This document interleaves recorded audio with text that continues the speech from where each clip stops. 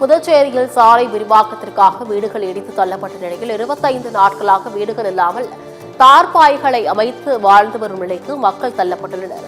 புதுச்சேரி அரியாங்குப்பம் தொகுதி வீராம்பட்டினம் சாலை செட்டிக்குளம் பகுதியில் சுமார் 50க்கும் மேற்பட்ட குடும்பங்கள் 45 ஆண்டுகளாக சாலையோரம் அரசின் புறம்போக்கு இடத்தில் வசித்து வருகின்றன.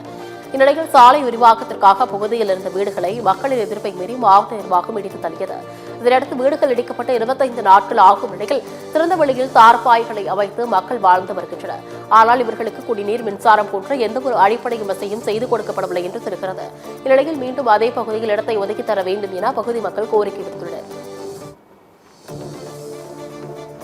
பாத்ரூம் போகக்கூடாதுன்னு சொல்லிட்டு பாத்ரூமை பூட்டுறாங்க.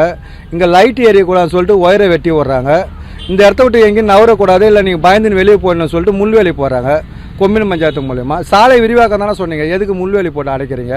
இது மாதிரி ஒவ்வொரு விஷயமா அடக்குமுறை பண்ணுறாங்க. இந்த இடம் எங்களுக்கு தேவைப்படுது, உங்களுக்கு நாங்கள் தொகுப்பு வீடு கட்டித்தரோம்னு சொல்லிட்டு தனித்தனியாக தொகுப்பு வீடு கட்டி கொடுத்து வந்து நீங்கள் எடுத்து போய் இங்கே குடிப்பாங்க, உங்களுக்கு ஒரு அவகாசம் கொடுத்துருந்தா பரவாயில்ல.